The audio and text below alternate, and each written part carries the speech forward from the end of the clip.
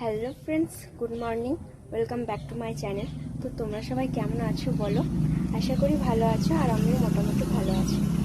তো আবারও চলে এসেছি একটা নতুন ব্লগ ভিডিও নিয়ে। তো তোমরা সবাই ভিডিওটা দেখো, কেউ স্কিপ করে ভিডিওটা দেখো না। আশা করি তোমাদের ভিডিওটা ভালো লাগে। তো প্রথমেই বলি, এখনও যারা আমার পেজটাকে সাবস্ক্রাইব করোনি সাবস্ক্রাইব করে দাও। আর সাবস্ক্রাইব করে আগে তো তোমরা আমার ভিডিও দেখতেই পাবে। তো আজ বৃহস্পতিবার, এখন বাজে 8:30। তো আমি 8:30 থেকে এই ব্লগটা শুরু করছি, তোমাদেরকে সাথে নিয়ে এই ব্লগটা শুরু করছি।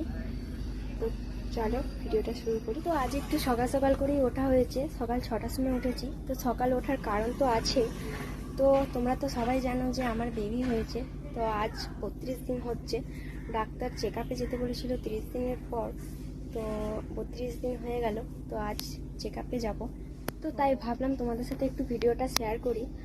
আর আমার বর চলে এসেছে বাড়ি থেকে, আমার মেয়েকে ধরে আছে।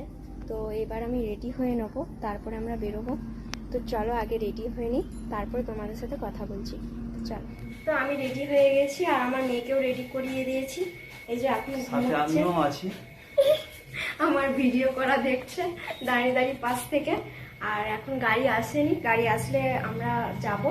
তো চলো দেখতে থাকো। তো আগেকার নিয়ম যে গোবরের টিক দিয়ে তারপরে কোথাও বেরোতে হয়, তো মা বড় মার কথা শুনে গোবরের টিক দিয়ে দিলাম। তো এদিকে বললো গাড়ি চলে এসেছে, তাই আমি বেরিয়ে পড়ছি, জুতোটা পরে নিচ্ছি। আর আজকে আমার ক্যামেরাম্যান হচ্ছে আমার বোন। আর বোনকে বলছি তাড়াতাড়ি আয়, দেরি হয়ে যাচ্ছে। আর মা আজকে আমার যেতে পারছে না, কারণ মায়ের শরীরটা একটু খারাপ, বোনই যাচ্ছে তাই। তো চলো গাড়িতে উঠে পড়ি, তারপরে তোমাদের সাথে কথা বলছি। তো আমাদের গাড়ি স্টার্ট দিয়ে দিয়েছে। এই যে এদিকে আমার বর বসে আছে, আর এই সিটটায় আমার বোন বসেছে, মেয়েকে ধরে আছে এখন। তো আমি একটু পরে নিয়ে নেবো। তো এই দেখো, এটা কামারপুকুর। আর কামারপুকুর কে কে এসেছো একটু কমেন্ট করে জানিও। তো এইদিকে আমি মেয়েকে একটু হাওয়া করছি, নিয়ে নিয়েছি বোনের কাছ থেকে, ঘেমে যাচ্ছিলো বলে। তো চুল ফুল সব ভিজে গেছে একেবারে। আর এত হাওয়া দিচ্ছে, তাই গাড়ির কাঁচটা এঁটে দিলাম। পায়ের হাওয়াটা না খাওয়ানোই ভালো, ঠান্ডা লেগে যেতে পারে। আর দেখো তোমাদের সাথে গল্প করতে করতে কতটা চলে এসেছি। আর ওই দেখো ট্রেন লাইন দেখা যাচ্ছে, আর কাছাকাছি চলে এসেছি প্রায়।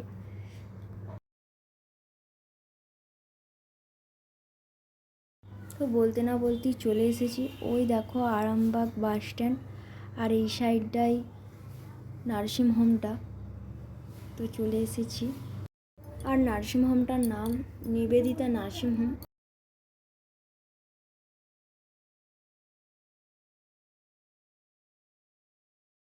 তো গাড়ি থেকে নেমে কুপনটা নিয়ে নিলাম, এখনও ডাক্তারবাবু আসেনি, তো এই যে নিয়ে নিয়েছি আগে।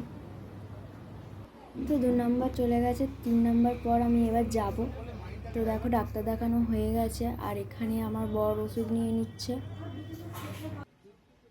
আর এবারে গাড়িকে ফোন করে ডাকতে হবে, তারপর আমরা বাড়ির দিকে রওনা দেব। তো এই দেখো গাড়ি চলে এসেছে।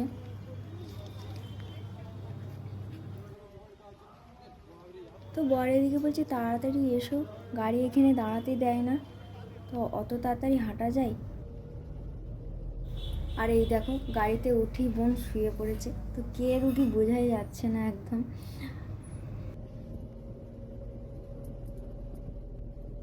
তো চলো বাড়িতে যেয়ে তোমাদের সাথে কথা বলছি। তো ডাক্তার দেখিয়ে চলে আসলাম। তো ডাক্তার কি বললো তোমাদের বলি, কোনো অসুবিধা নাই বলেছে, আর সব কিছু খাওয়া চলবে বলেছে। সেটা শুনে আমি খুব খুশি, মানে সব কিছু খাওয়া চলবে তার জন্য। তো আর এটা পর্যন্ত রাখ, তারপরে আবার হবে। তো আমি স্নান করে চলে এসেছি, আর এদিকে দেখছি এসে আমার মেয়েকে স্নান করাচ্ছে। তো মা এখন দেখো চান করিয়ে দিচ্ছে আমার মেয়েকে, গামলায় বসিয়ে চান করাবে আজকে। ঠান্ডা না গরম? তো দেখো বাপ মেয়েকে ভোলানোর চেষ্টা করছে, আর আমার মেয়ে তো স্নান করতে হলেই কেঁদে রেঁধে আলায় একেবারে।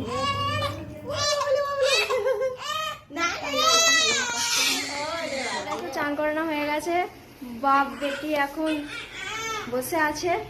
তো চলো এখন খেতে হবে, আর বেশি কিছু বলবো না। তো আজ এই পর্যন্তই, দেখা হবে নেক্সট ব্লগে। আর যদি ভিডিওটা ভালো লেগে থাকে লাইক কমেন্ট শেয়ার সাবস্ক্রাইব করে দিও। তো চলো আজকের মতো টাটা।